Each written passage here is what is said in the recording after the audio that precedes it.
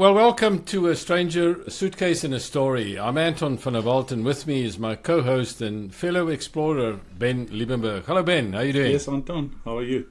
Very well, thanks. Just before I go on to describe this pod a little bit further to get context for those maybe listening for the first time, our last recording that we did was just absolutely extraordinary. The story that we heard from John was so great, and I really, really enjoyed it. And so if you listen to this pod now, go and find that on our website, 3spod.com. It's pretty easy to find and subscribe, because John's story is a very profound story of resilience.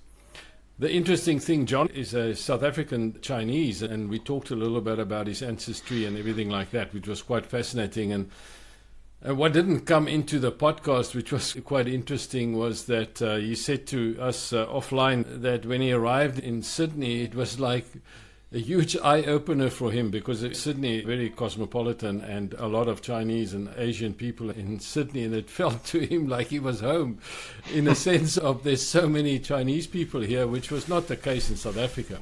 Mm-hmm. But anyway. Actually said for the first time in his life he felt what it felt like not to be the minority. That's right. That's what he said. It was such a profound statement. Very good. Yeah, it was so good. Yes, this podcast where we unpack the real stories of migration, identity and belonging. Whether you made this leap or are thinking about it or simply curious, you're in the right place. Each story reveals what we hold on to, what we leave behind, and what we find along the way. And today we joined with someone whose journey brings new heart and perspective to it all. Our guest today is Ryan Walker.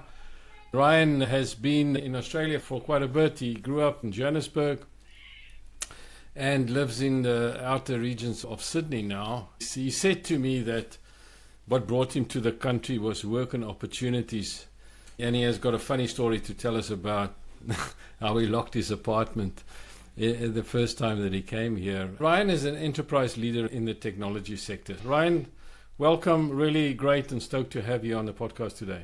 Yeah, thank you very much, Anton, for inviting me. Thank you very much, Ben. I feel quite humbled to be here and share my story. I think, as you said, all of us have our unique story and unique way that we got here, and funny things that happened to us along the way, and also the reasons why we're here. So I feel very, very privileged to tell my story. You'll see my story is one that's interwoven with lots of blessings, lots of opportunities. And then, as you say, there's things we hold on to, things we gravitate towards. And just really excited to share my story. And thank you very much. Great. I'm looking forward to today. Really am.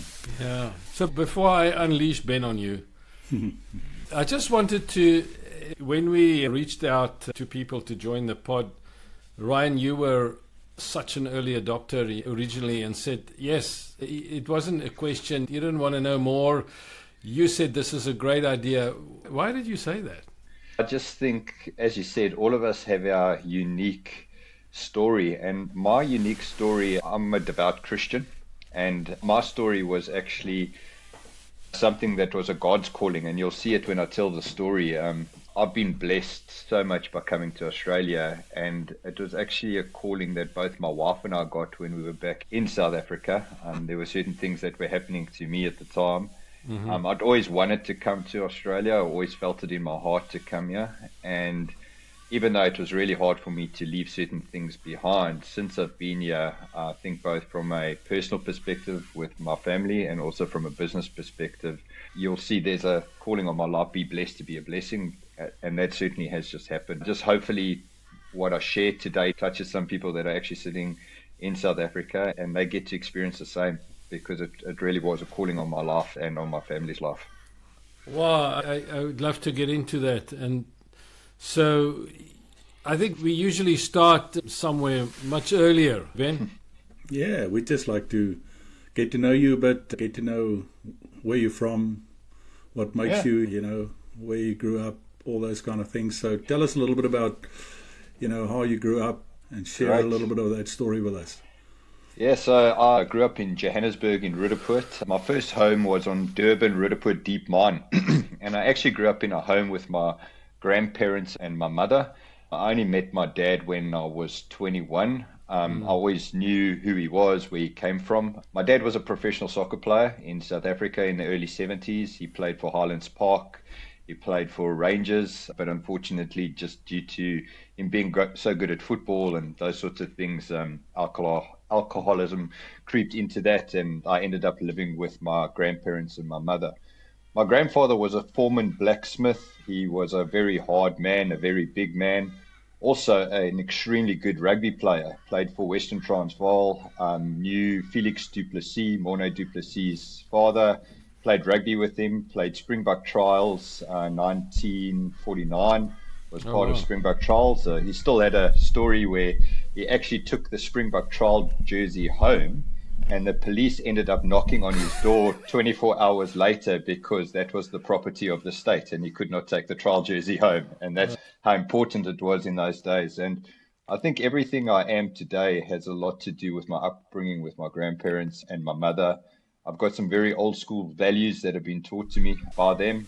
I was always absolutely surrounded by love. Love was the ultimate part of my upbringing. I was quite spoilt with love. I wasn't necessarily spoilt with monetary things. And I grew up with them. I got given every opportunity to do the things I did. I fortunately myself was pretty decent at sport. I represented Transvaal back in those days in running, in cross country. I represented them in soccer, in tennis. I also played Transvaal under 21 rugby. I was deputy head boy, both primary and high school, and did fairly well academically. So I loved my schooling years. I loved how I grew up. I loved the region I grew up as well. I think it taught me a lot of things, a lot of hard things. It wasn't necessarily an easy place to grow up. Being South African, we all understand it. It's over there. I think, especially in the earlier years, men were slightly harder because of the army and that. There was very much a sense of, you went through initiation, you didn't question authority, you went through as a youngster, you had ultimate respect for your teachers. To this day, if I see my teachers when I go back to South Africa, I still call them sir. It's just not in me to call them by their first names. A lot of those characteristics is what makes us South Africans succeed. I think for me, even though a lot of people feel that they're quite old school values, I think those old school values is actually what's missing in society at the moment. So, my junior years were, as I say, filled with sport, filled with academics. Did you go to, if I may I ask? went to a normal public school in Onondekkers. Yeah, we were the English school that kind of competed against all the Afrikaans schools around us. Right, I was in the Randburg Hoërskool, so Oh, that's okay. why. Yeah. And then also, I guess from my side, I've got very strong Afrikaans heritage. My grandfather's real name was Casper Jan Hendrik Dempers. And even though I went to an English school, I had very staunch Afrikaans kind of roots and ended up going to Rau. Played rugby at Rau. Everyone who listens to this podcast in South Africa, my nickname was Soutpeel. And they also used to call me Engelsman because That's right. I was the only one in my Rau rugby side that was doing a Bachelor of Science in Information Technology. All of the rest of the guys who were bought and had come through Craven Week were all doing BA Sports Psychology. And they all used to mock me because I was the only one that was really there studying while they were there doing BA Sports Psychology and playing rugby. But I've always had very staunch Afrikaans heritage in my blood, even though I went to English schools. And just enjoyed sport, enjoyed education, and enjoyed South Africa. So fair to say, it sounds like you're a bit of an underachiever, eh?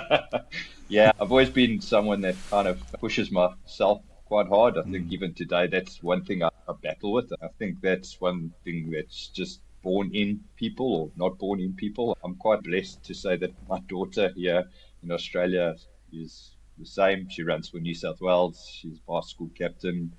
She basically does everything at the school. And I think that's either born in you or it's not born in you. It's just one of those traits that I have. So what years were you in? I went to Rau from 1999 until 2003. Okay. So I'm still fairly young, 44 years old. As I say, I've got older school values because I've been brought up in Rudaput and by my grandfather.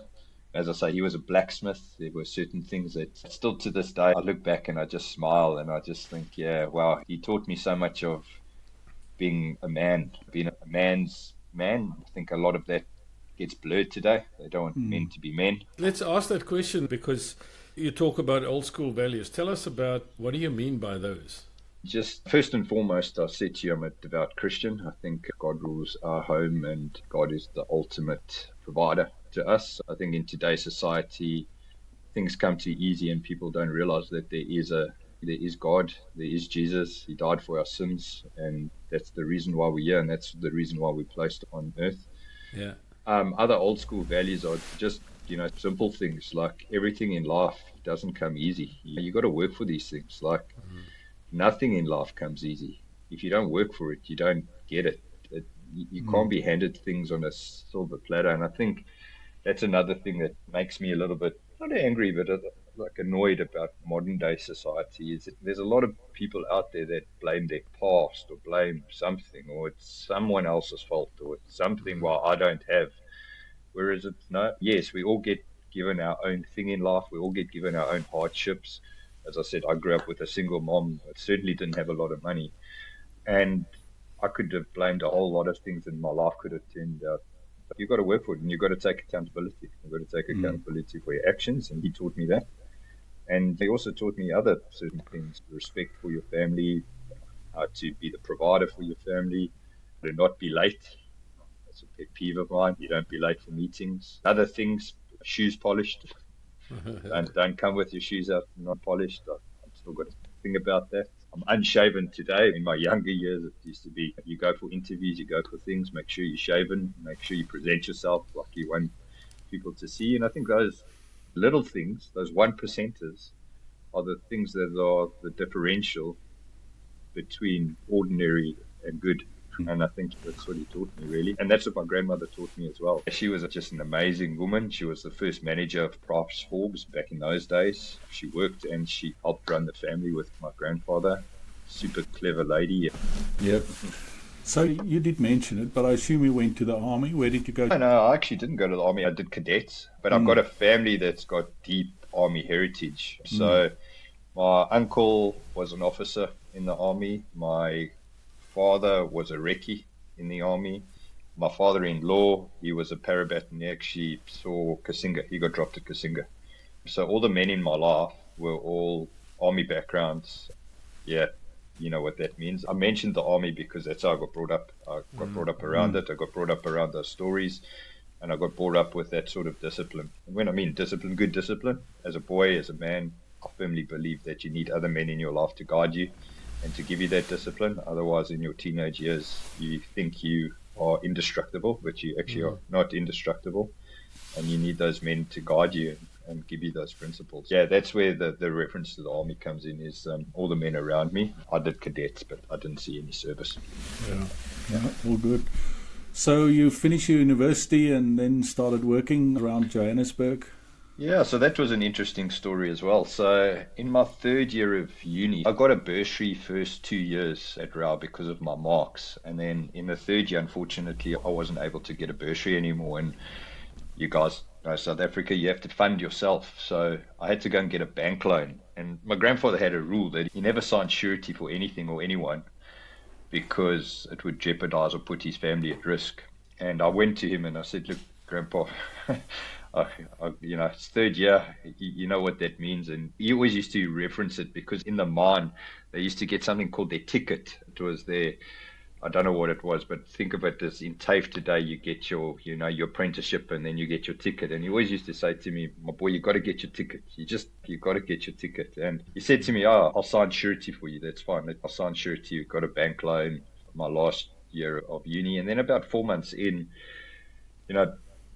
as I said, I never grew up with a lot of money. He looked at me and he came to me and said, look, I'm sorry about this, but things are getting a bit tough and you're still living here. He said, I want you to get your ticket. Just look at me. I want you to get it, but you're going to have to go and work. And I said, okay, Grandpa, I understand. So I then went to go and work full time while studying full time, doing my BSc IT I was 21.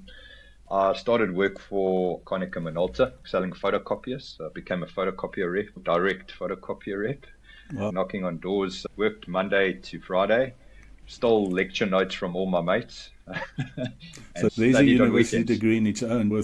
So then I studied on the weekends and still managed to get my degree. I ended up doing so well at sales. I won Quota Club and I'd never been on an aeroplane until the age of 21 and I won this trip to go to Argentina, which was one of 10 people to go to Argentina. They gave us 10,000 Rand spending money and Wow. a trip to Argentina. And I was just over the moon because obviously first time in a plane, first time overseas, and someone to give me 10,000 Rand to go and spend overseas with a bunch of blokes was just like amazing to me.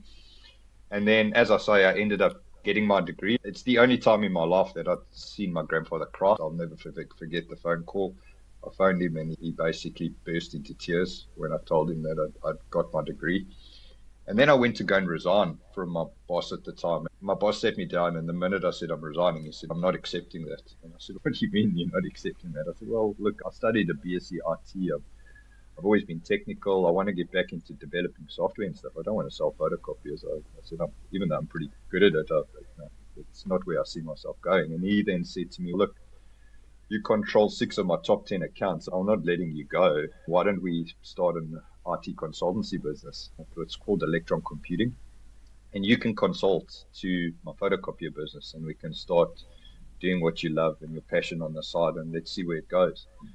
Anyway, that grew to 65 people. So in 4.5 years, it grew to 65 people. We developed software that competed against Goldmine and ACPAC back in the day. So we also then diversified and got involved in hardware. So we had the rights to a little product called Flybook.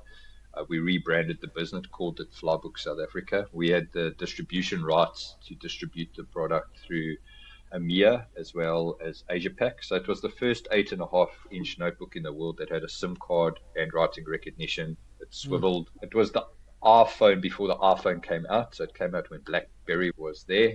We distributed that for 2.5 years. So the business almost split. We had the distribution and we still had the consultancy side. And I came to exhibit in CeBIT, I think it was CeBIT 2004 or 2005.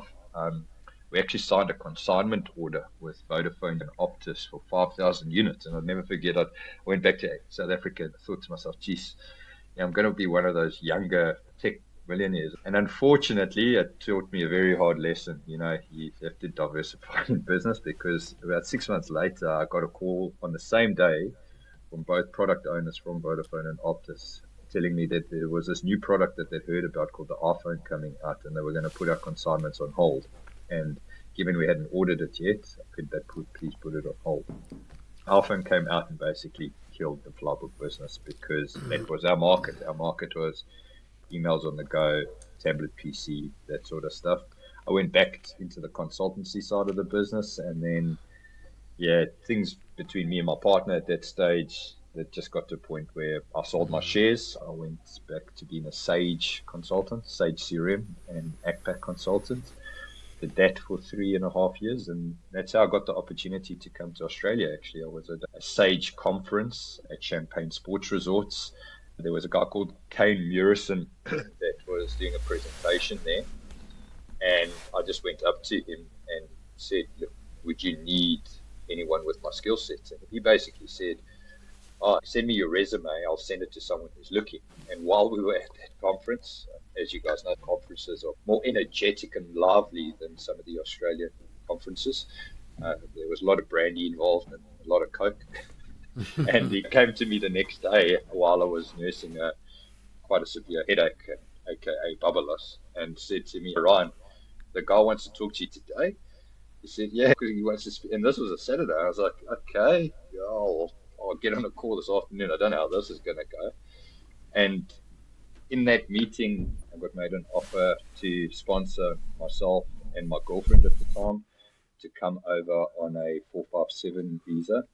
And my girlfriend at the time, which is my wife, she'd already had a visa to go to Adelaide, a state-sponsored visa. And I kind of had to go back to her and say, "Well, look, we either go on the state-sponsored visa or we go on the 457. If we go on the 457, you have to forgo your state-sponsored visa, and you have to believe that I'll do the right thing by you. But we'll go with a job. If not, we'll go without a job, and we'll go to Adelaide and we'll go to a state-sponsored visa." Thankfully, my wonderful wife chose to come with me and chose to come on the job. And the rest was there's a bit of a backstory there, and I don't, excuse me for talking so much, but the backstory. No. We don't need to interfere. We only here to guide, and if you are on a roll, I think what I do want to know is, as the backstory is, there was a couple of decisions, and I'm thinking it comes from that first part that you met these Australians with Vodafone. I'm sure that where it's come from, why you're here in the first place. But let's hear. Yeah, no, so we made that decision and I got that opportunity. But even before that, my wife was at work and she used to work for RSM Betty and Dixon as the marketing manager there. And she worked with a lady whose husband was a pastor. And basically, out of the blue, they invited us into their home.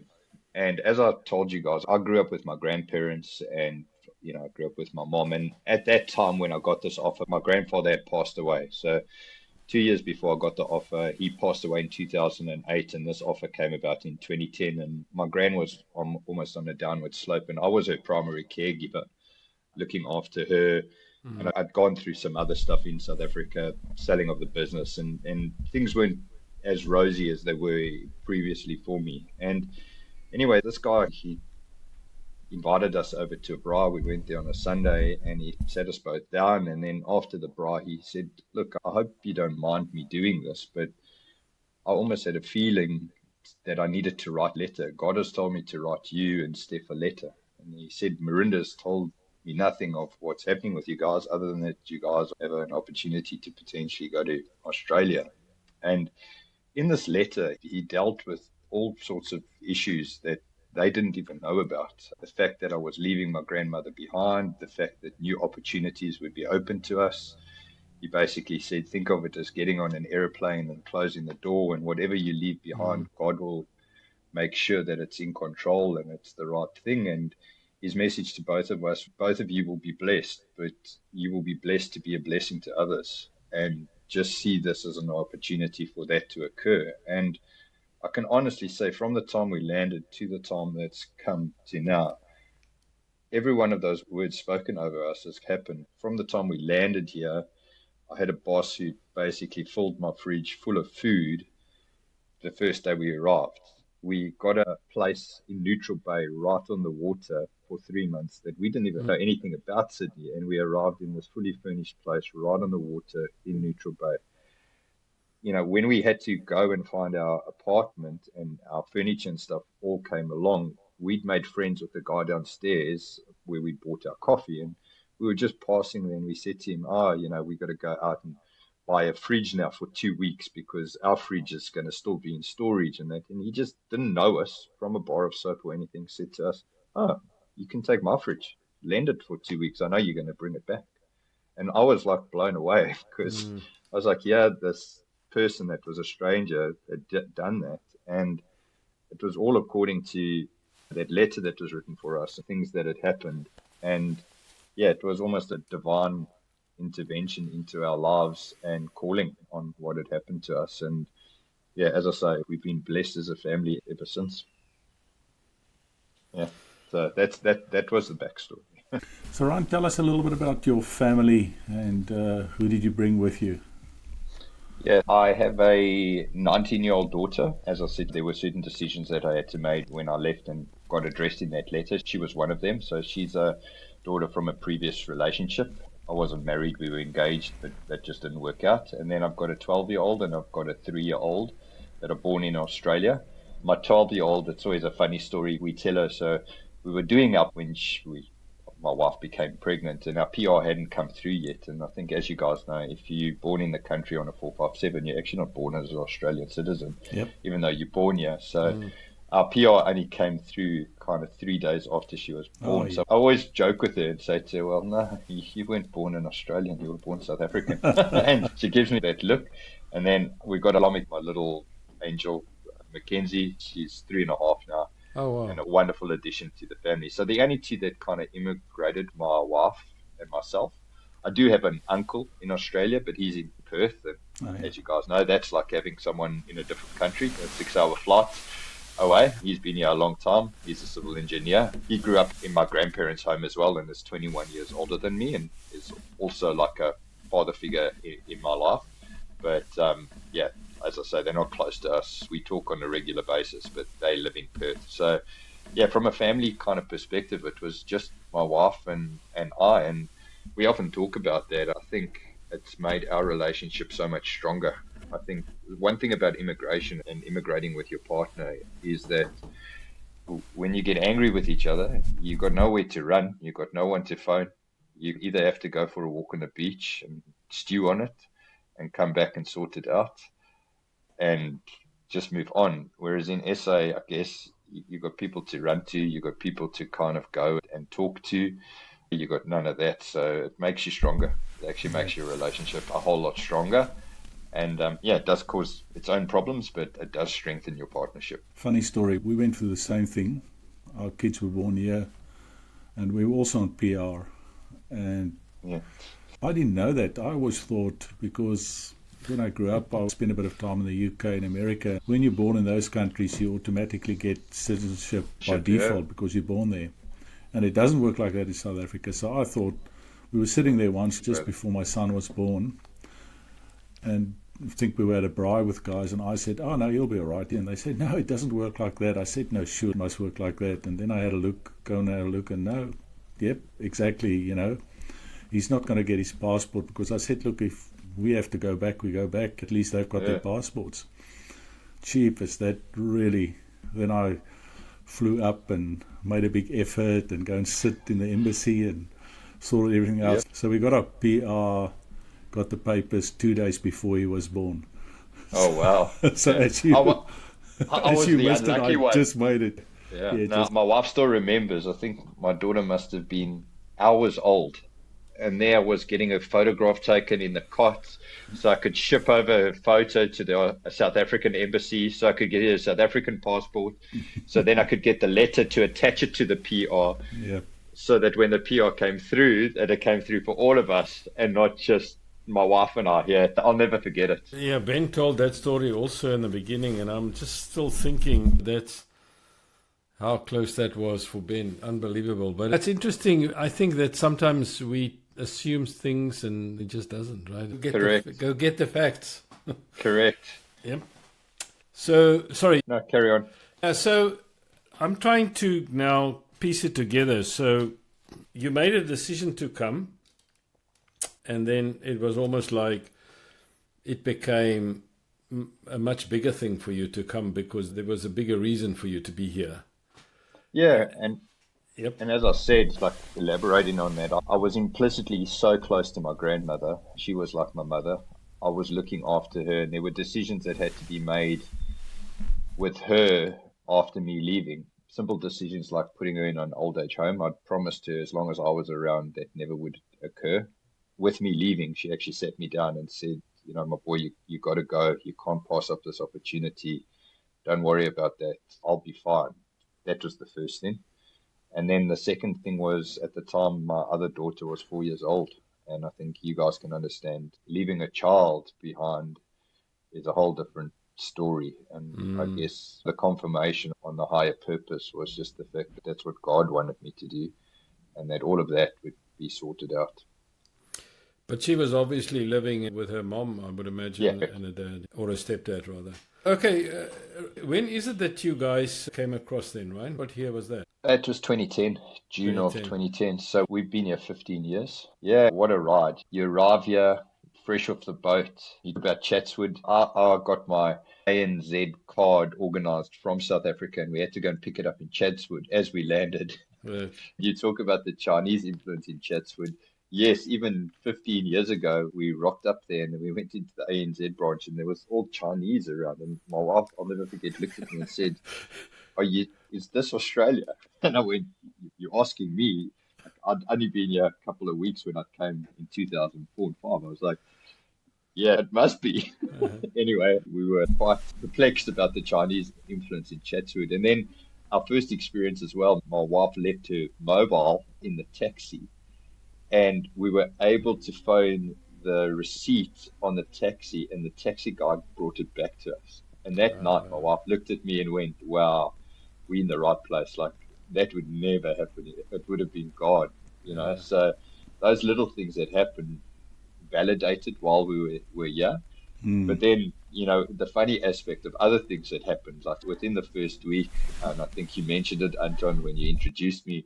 So within the first week, I'm getting settled at work and We're doing things. The first night we ordered pizzas, and we didn't know the cost of living here or anything. Anyway, we ordered pizzas and we ordered delivery, and we're tired. And the guy rocks up at the front door and he says to me, "Oh, that's $55 for 2 pizzas." What? And I looked at him and I went, "No, you're joking." But they were like these jumbo pizzas. And then I said, $55? Are you sure you got the right order? That is like, I would be feeding my entire family of 6 in South Africa. Because, when you immigrate, the first couple of months, you're still converting. Everything you convert. And, 55, when we came over, the exchange rate was 6.5. But still, 55 times 6.5, like 400 Rand for 2 pizzas. I basically almost fainted. Anyway, that happened. And then the very next night, I went to work. My wife was at home still looking for a job at the time, and came back at night. We had dinner, and we had a unit that I told you, Neutral Bay, but it was one of these units where there were 6 units inside, but there was a front-facing door that faced onto the road into where the bus stop was. Anyway, at about 9 o'clock, we're getting ready to get into bed. And my wife says to me, "Oh, geez, Ron, did you lock that front door? Because, the front door's not locked. Like, our door's locked, but the front door's not locked." I was like, "Oh, no, you're right. I better go and lock it." Anyway, go outside, lock the door, come back, lock my door, go to sleep, go to work the next day. Next minute, at about 2 o'clock in the afternoon, I get a call from the strata management. "Hi, is that Mr. Walker?" "Yeah, that's Mr. Walker speaking." "Mr. Walker, we just want to let you know, was there any reason you locked the other people out of their apartments last night?" I said, "What do you mean?" She's like, "No, well, the front door. Why would you lock the front door? Because no one's got a key to the front door other than the strata management. And is there a reason that you locked the front door?" And look, I sheepishly just said to her, "Well, the only reason I locked the front door is because I'm South African and we've just immigrated. And unfortunately, we thought it was unsafe to have that front door open." And she found it quite amusing at the time, thank goodness. And we went forward with that. But yeah, those are just, some of the funny stories that us as South Africa, it was just a totally different world for us to be and to experience in terms of the crime and that sort of stuff. And yeah, a very funny story. Very good. I must say, yeah, Anton and I often spoke about it. The conversion thing, that's really tough in the beginning when you're still working with rands. And my wife always jokes with me because she says, "We've been here 25 years and I still elect sometimes." I go, "You know how much that is in Rand?" I actually do the same. You guys, being in Sydney, you would understand. And I've been blessed enough to own a house in Sydney on the northern beaches. And I sometimes daydream, and then I go and look at Cape Town, and I'm like, that wine farm that I wanted to own all the time. And I do the conversions. I'm like, I'm not that far away.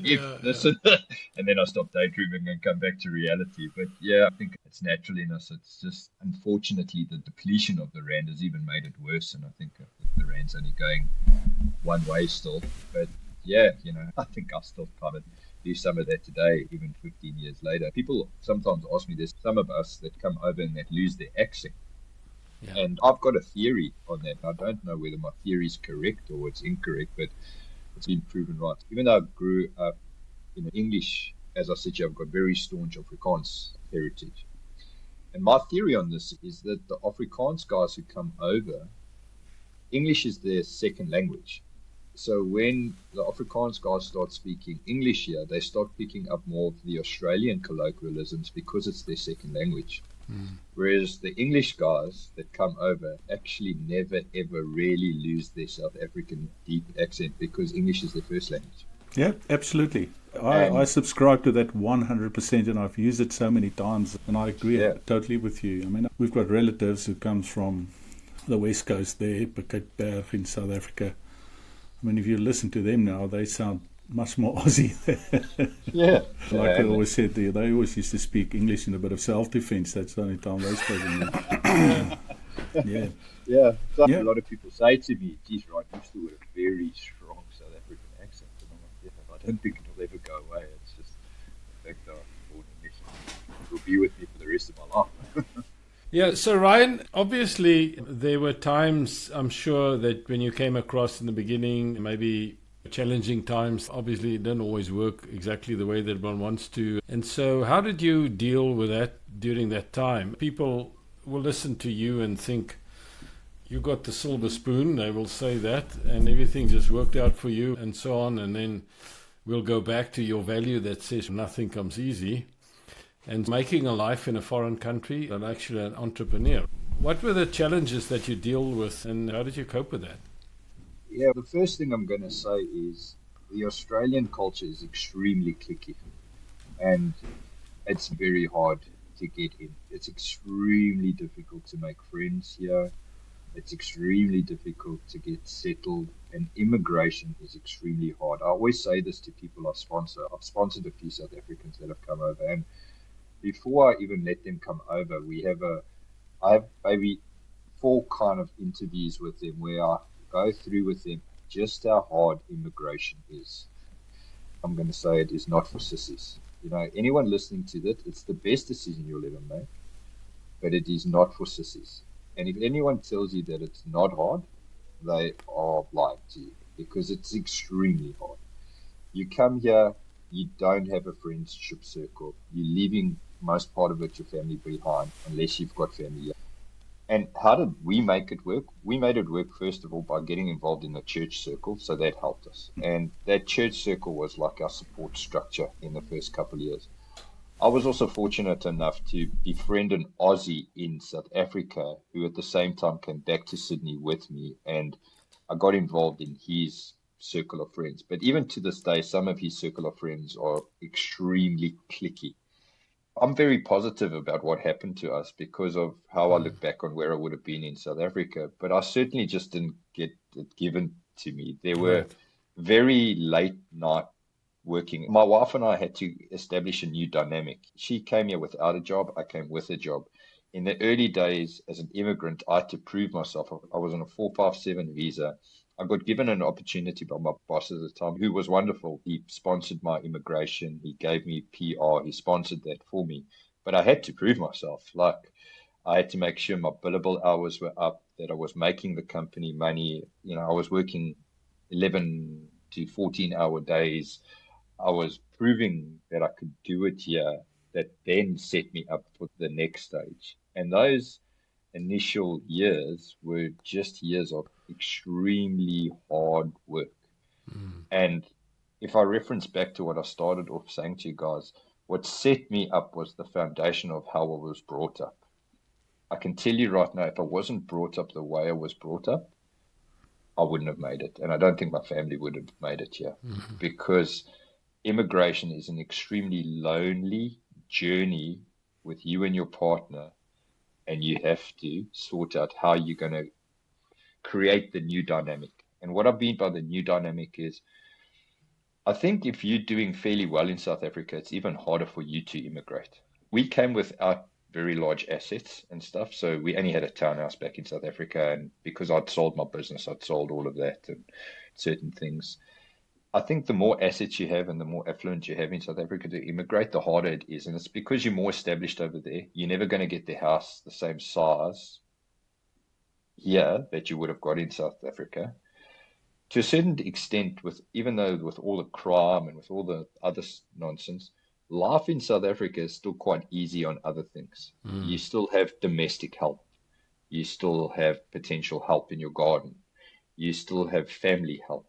Your dynamics at home become a lot more stringent on immigration, and especially when you start having a family. You know, the role between your wife and you as a husband.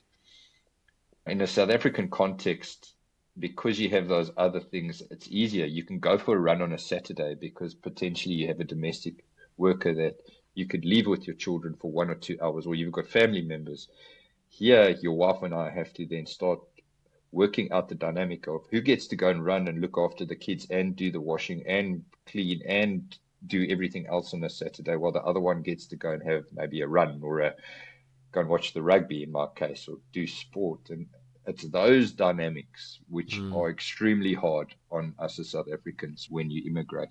My next advice is, in the first couple of years, do not gravitate straight back to the South African community. Use them as leverage and as friendship, but try and, even though it is cliquey, try and establish other communities that you're friends with. Because if you don't do that, you're always looking backwards instead of looking forwards. And for me, I'm a passionate South African. I'm really passionate about Southern Crossings. I'm passionate about what the foundations of that is. But I've only become so passionate of late after being here for 15 years. I didn't gravitate towards that purposely because I would have constantly looked back. And it's the little things. Like I still played rugby when I immigrated. I started playing rugby here in Australia. But even though I loved playing rugby here, for 10 years, I played for Knox Old Boys, played first grade, helped coach them, do a whole range of things for them. But I still missed that fierce of a rugby game on a Saturday with a boerewors roll on a side and a castle lager. That was not here. But if I'd looked back, then I wouldn't have done that here. So that's just my guidance. Yeah, I tell you what, I did the same.